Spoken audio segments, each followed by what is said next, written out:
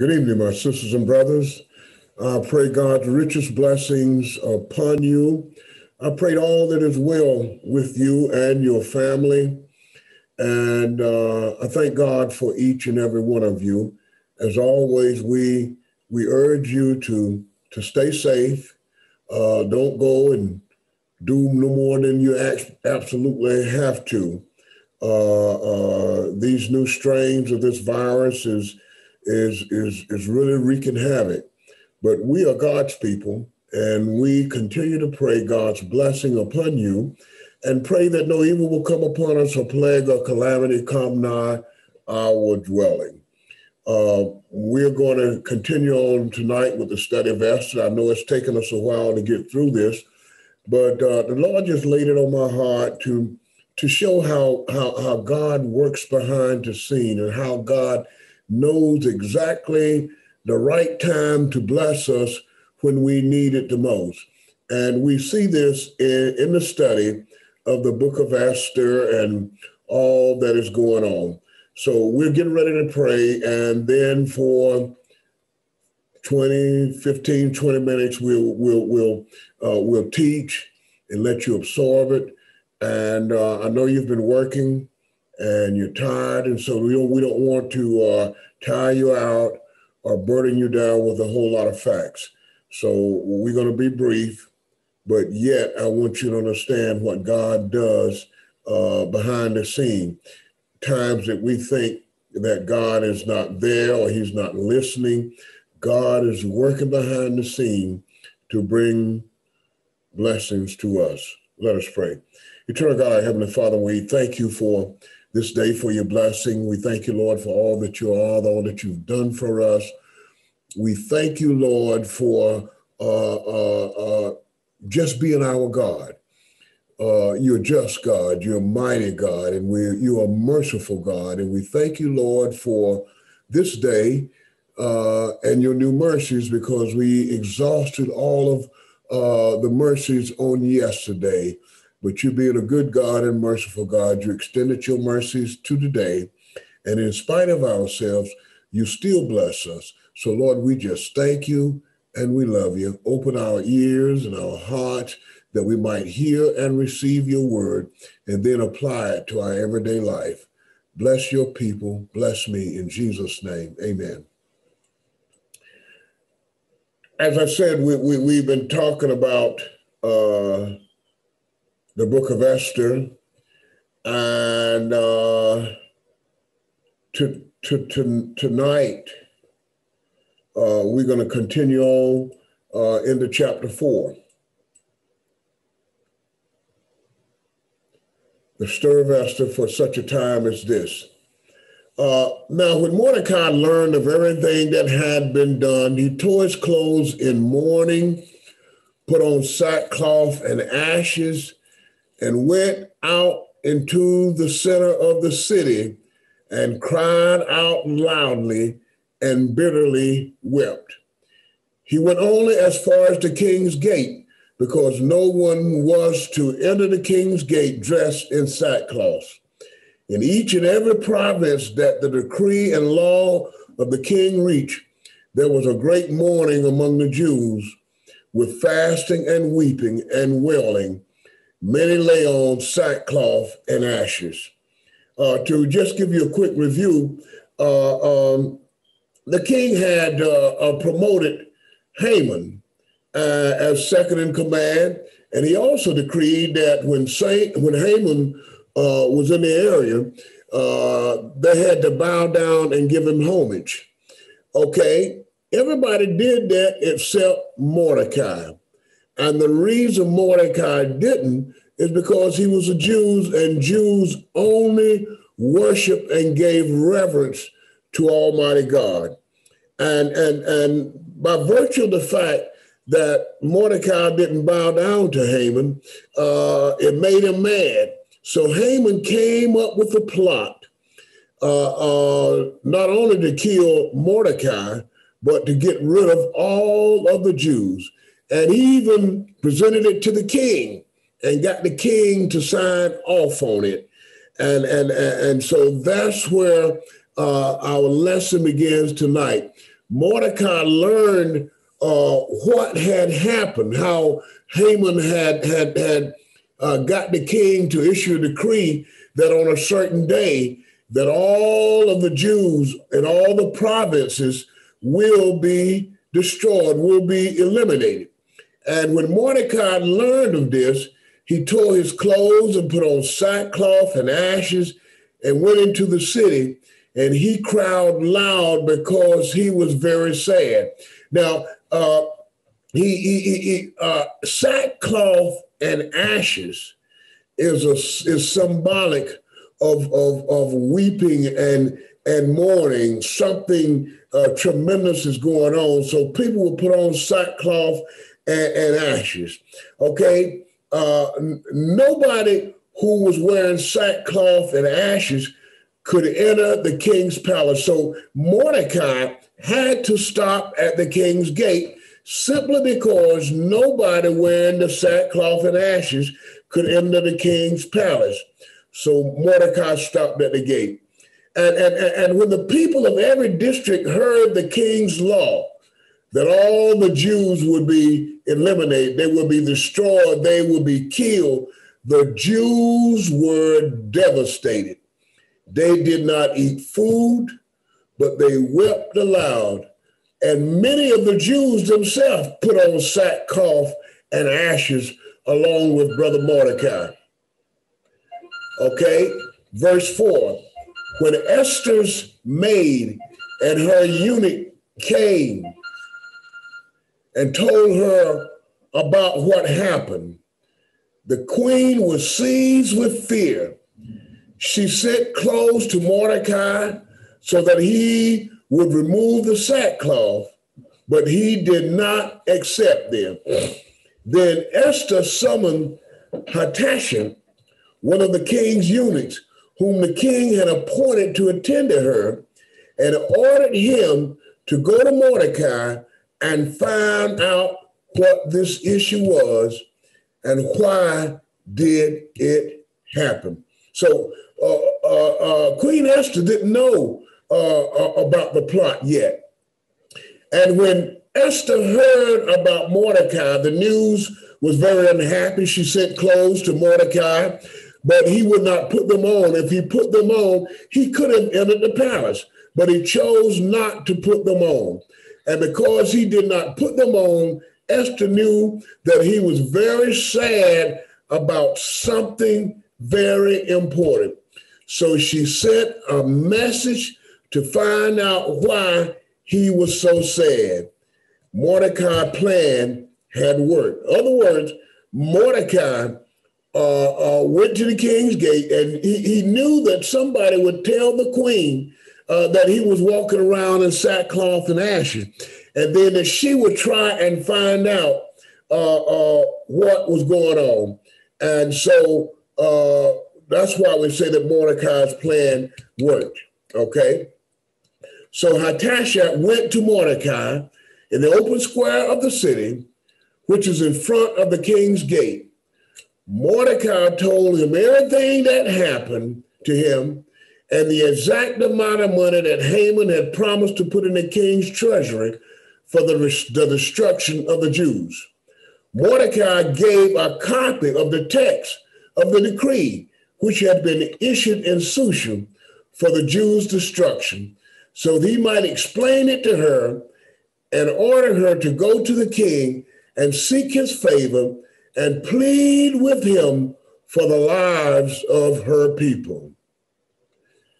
It would seem that Esther, as I said earlier, had not heard about the plot to kill her people, the Jews. So Mordecai sent a copy of the law and explained it to her. Mordecai also told him to tell her about the large sum of money Haman had promised the king's treasury. This was 10,000 sacks of silver. And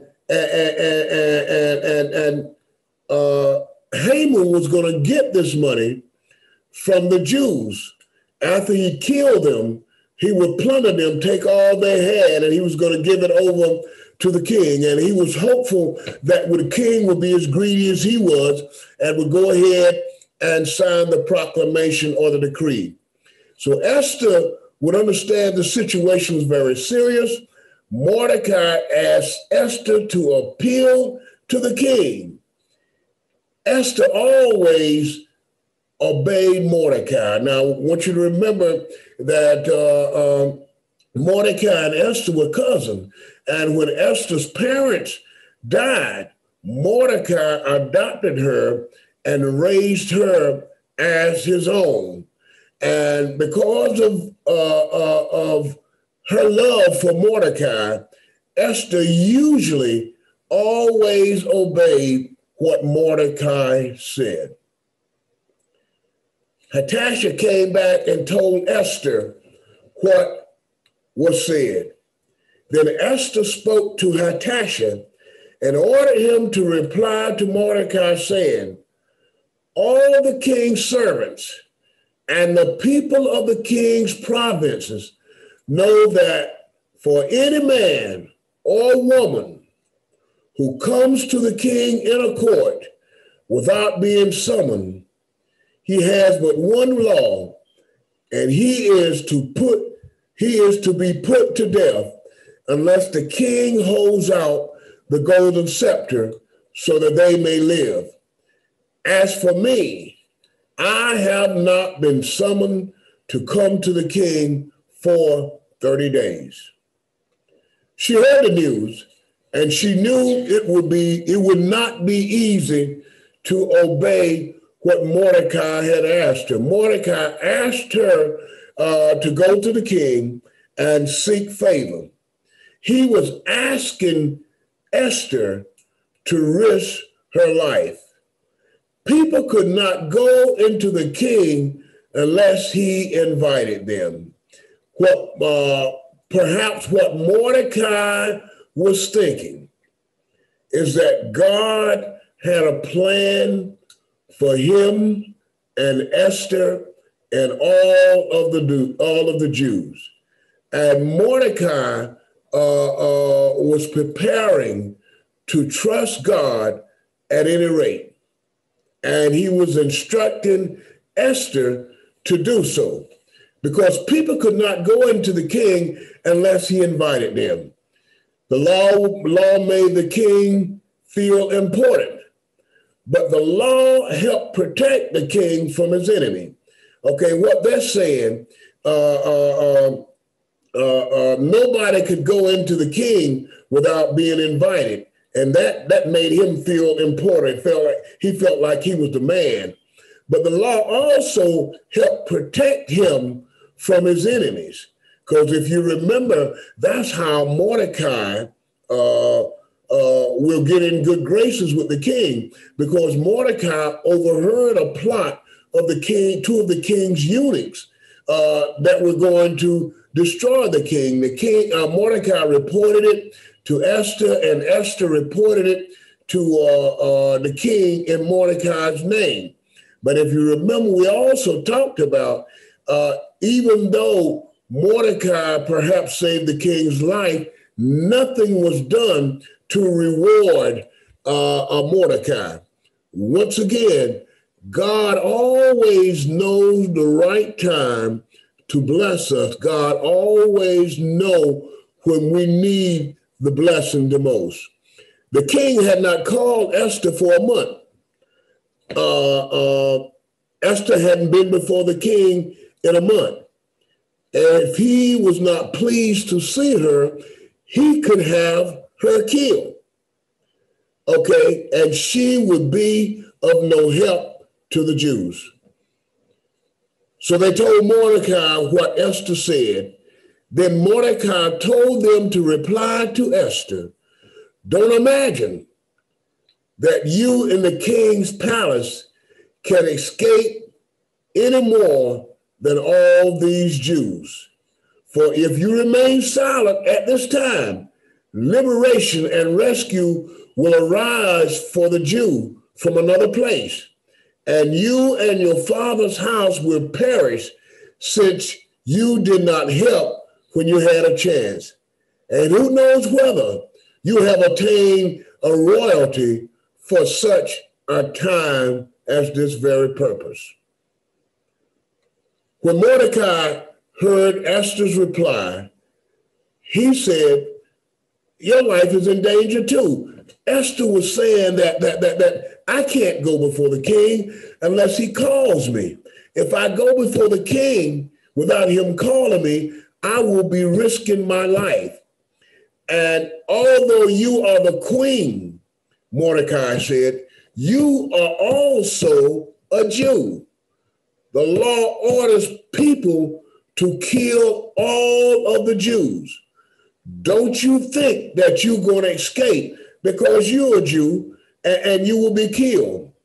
And if so, God will help the Jews in a different way if you don't speak on their behalf.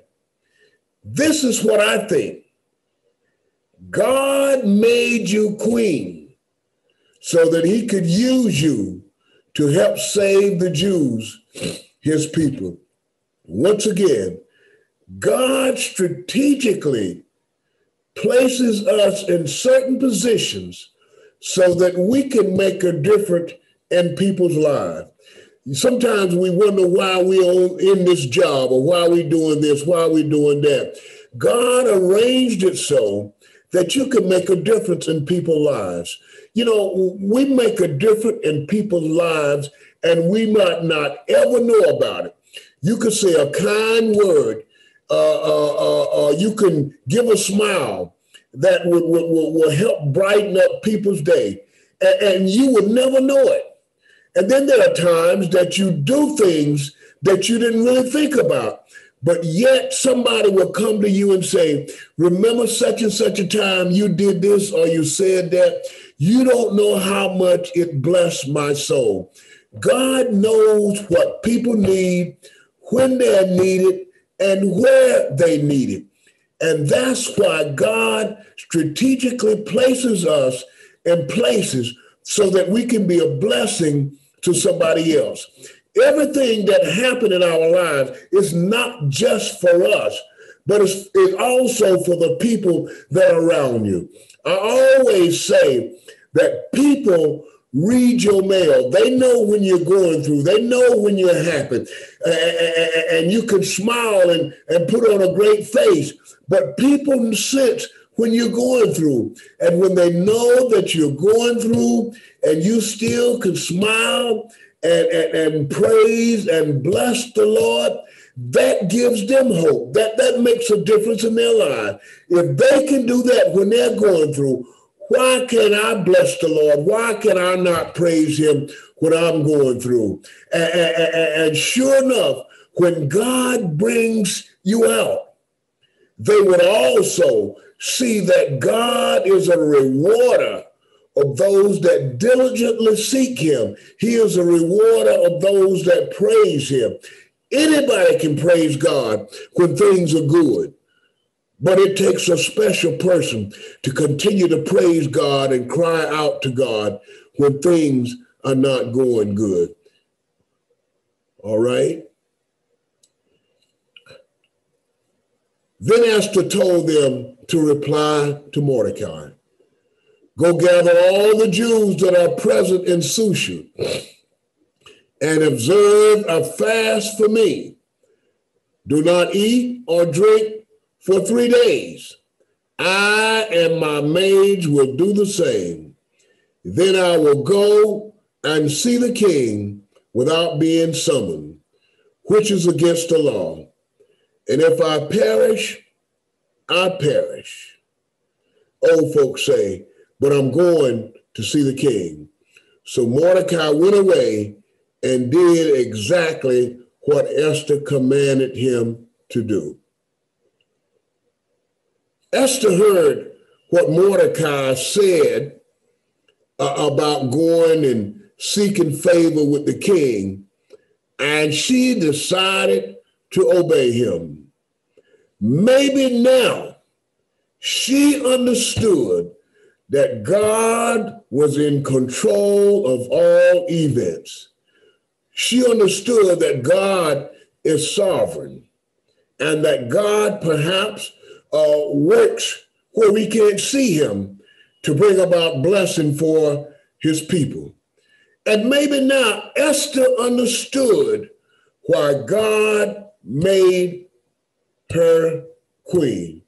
Here she is, basically an orphan girl that was raised by her cousin, and yet she found favor with the king, and she was crowned queen of the empire. And so Esther was thinking about this thing. Maybe now, this is why I understand now why God made me queen. And sometimes you have an aha moment. You understand why you are where you are or why you're doing what you're doing. You know, because you understand that God placed you there to help not only yourself, but to help those that are around you. She asked Mordecai and the Jews to help her. Her ask of help was, if you will fast for me for 3 days, and after 3 days, Esther would go see the king. She was going, even though she was risking her life. During this time of fasting, Esther and the Jews were fasting to gain favor with God so that she could find favor with the king. Now, what we're saying that all of this, all this trouble, all these things that these folks are going through, God orchestrated it so that Mordecai and the Jews could see how powerful he is, and also the people of the empire to see how powerful God is. Sometimes God allows things to happen so that he will be glorified and that we will know who he is and the power that he possesses. May God bless you this evening, and may heaven smile upon you. We're going to pray, and then we're going to be gone. Eternal God, our Heavenly Father, Lord, we thank you for this time of teaching, and we pray that your word will sink deep down into our hearts, and our lives will bear truth to this teaching, oh God. We know that you have a purpose and a plan for our lives, a good plan, a plan to give us a hope in a future and not disaster, oh God. And so, Lord, we thank you, Lord, that you're bringing about everything for our good. Lord, even though times we don't understand it, oh God, but we're going to trust you anyhow. Who else do we have? Only you, oh God. And we just thank you, Lord. And we could not live our lives without you. We would only exist without you, but we live in you and you live in us. And Lord, we thank you. And as always, Lord, we pray that no evil shall come upon us or plague or calamity come nigh our dwelling. Give your angels charge over us to protect us in all of our ways. In our pathway is life and not death. And Lord, we pray continuously for the Barrett family. We pray that you would heal their hurt and heal their wounds in the passing of their father. And then, Lord, we pray that you would send your word into Baptist Hospital, into Kathy Barrett's body, to heal and deliver her from the destruction of the enemy. We pray for wisdom and knowledge for the doctors and the nurses, oh God. And Lord, we just thank you right now. We ain't going to wait until the battle is over. We're going to thank you now that Kathy is going to come out of that bed and she will praise you and give you all the glory. And the negative doctors will see that you are our God and our healer. We do thank you. We pray that you will continue to heal and bless the Lakins family, oh God. And Lord, we pray that you will give scientists wisdom and knowledge that we might overcome these coronaviruses, God. We know that you could do it. Coronavirus is not too hard for you. Cancer is not too hard. Diabetes, nothing is too hard for you. You are the great physician, and our hope and our trust is in you. And Lord, we just pray that our members and our friends will stay safe. And we plead the blood over their homes, their families, their jobs, their automobiles, and their finances. Whatever you made us stewards over, we plead the blood of Jesus over it right now in the mighty and powerful name of Jesus. I thank you, Lord, and I praise you. In Jesus' name we pray. Amen.